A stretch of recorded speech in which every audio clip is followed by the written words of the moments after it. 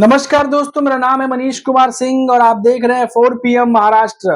दोस्तों, महाराष्ट्र से बड़ी खबर आ रही है कि एक बीजेपी की बड़ी नेता सूर्यकांता पाटिल बीजेपी का साथ छोड़कर अब शरद चंद्र पवार यानी शरद पवार के साथ, जो कि महाराष्ट्र के चाणक्य कहे जाते हैं, उनकी पार्टी एनसीपी को ज्वाइन करने जा रही है। और ये बहुत बड़ी खबर है महाराष्ट्र से, क्योंकि लोकसभा चुनावों के बाद से ही ये अटकलें लगाई जा रही थी कि कई बड़े नेता एक दूसरे के साथ संपर्क में है और आने वाले दिनों में कुछ बड़े नेता जो है इस पार्टी से उस पार्टी जा सकते हैं।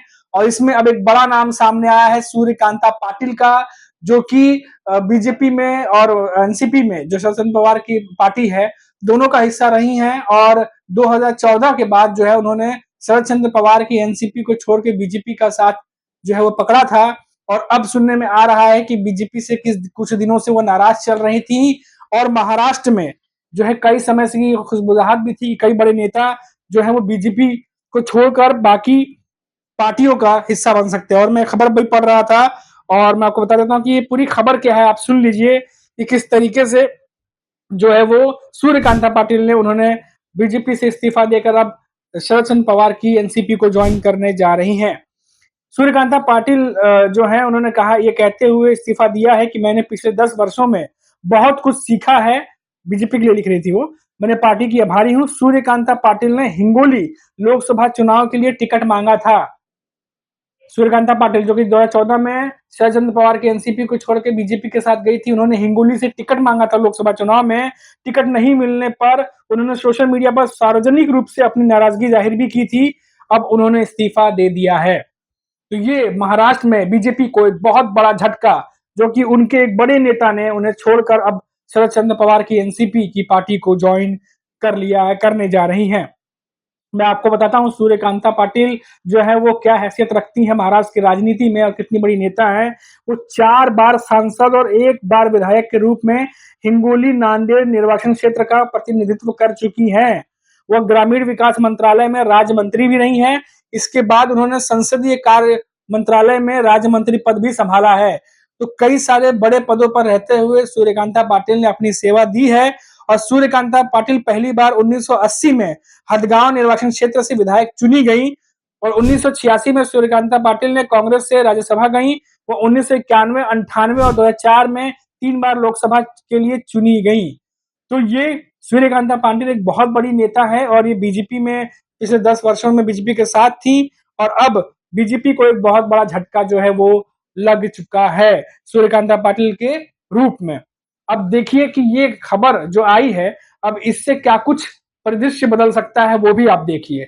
आपको मैं एक बार फिर से 4 जून को लेके चलता हूं, जब 4 जून की रिजल्ट आने के बाद जब हम आपको लगातार खबरें महाराष्ट्र की बता रहे थे, तब हमने ये बात कही थी कि कई सारे बड़े नेता जो हैं वो शरद चंद्र पवार की एनसीपी और साथ ही साथ उद्धव ठाकरे की जो यूबीटी पक्ष है उसके संपर्क में है।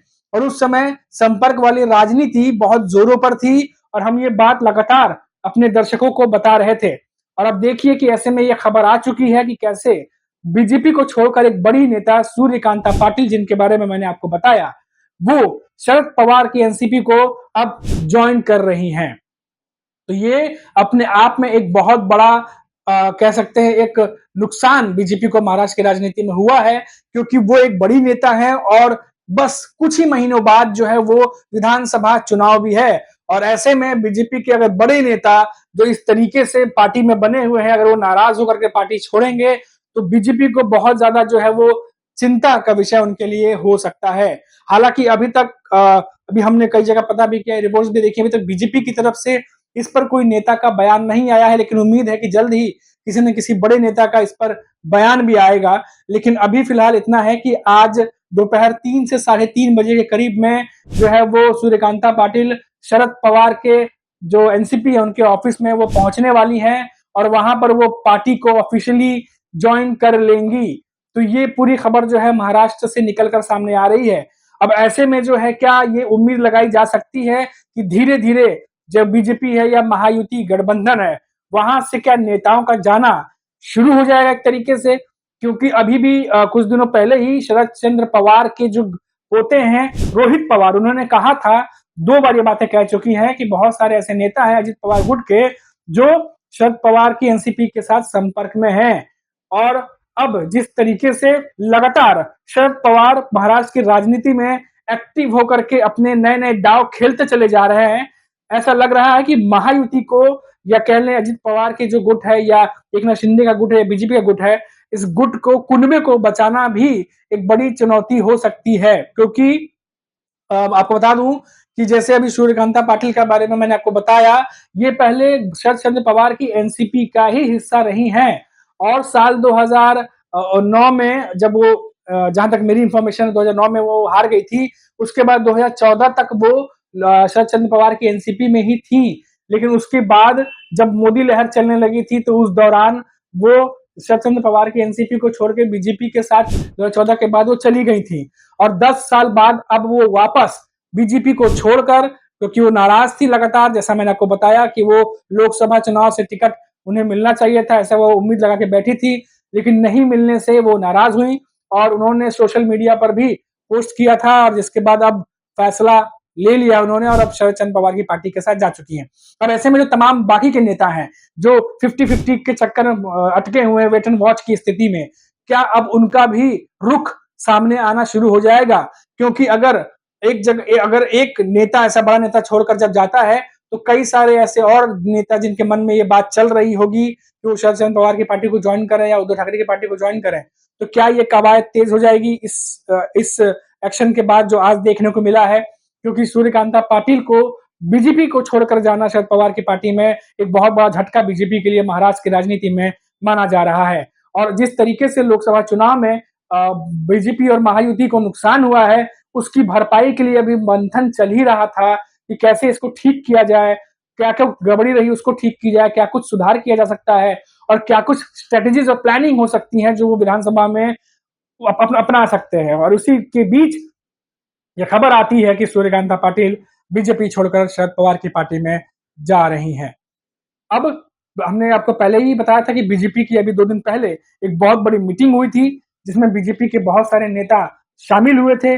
देवेंद्र फडणवीस, पंकजा मुंडे, और वहीं अगर हम बात करें चंद्रशेखर बावनकुले, और भी 2-3 बड़े नेता इस पार्टी का हिस्सा, इस मीटिंग का हिस्सा थे, जहां उन्होंने 4 से 5 घंटे तक मीटिंग की। और अब उसके बाद इस तरह की खबर निकलकर सामने आ रही है, जो कि अपने आप में बहुत चौंकाने वाली खबर है और बीजेपी के लिए एक बड़ा झटका है। मैं आपको बता दूं कि शरद पवार सिर्फ यही नहीं है, बल्कि शरद पवार के बारे में मैंने आपको पहले भी खबर दी थी कि किस तरीके से जो महाराष्ट्र से जुड़े मुद्दे हैं उसको शरद पवार लगातार उठा रहे हैं। वो मुद्दे लगातार महाराष्ट्र की पृष्ठभूमि पे गर्म हो रहे हैं, और अगर समय रहते महाराष्ट्र सरकार उन मुद्दों को सुलझा नहीं लेती है, जैसे मराठा आरक्षण की बात हो गई, ओबीसी आरक्षण की बात हो गई, या किसानों से जुड़े हुए मुद्दे की बात हो गई, तो महाराष्ट्र के इंटीरियर में जब विधानसभा चुनाव होंगे, तो वहां पर प्रत्याशी कोई भी हो, फिर से कहीं ना कहीं एक नाराजगी देखने को मिल सकती है महायुति को। तो इन सब को देखते हुए एक तरफ जहां महाराष्ट्र सरकार जो है वो तमाम मुद्दों को सुलझाने में लगी हुई है, वहीं बीजेपी जो है वो लोकसभा चुनाव में मिली हार के बाद विधानसभा चुनाव को लेकर चुनौतियां हैं, उन चुनौतियों का सामना करने में लगी हुई है। उसी बीच बड़े नेता बीजेपी को झटका देकर के शरद पवार की पार्टी में जाना शुरू हो गए हैं। तो दोस्तों अभी के लिए फिलहाल इतना ही, और आप देखते रहिए 4 PM महाराष्ट्र। लौटेंगे तो बात करेंगे किसी और बड़ी खबर पर, तब तक मुझे इजाजत दीजिए। नमस्कार।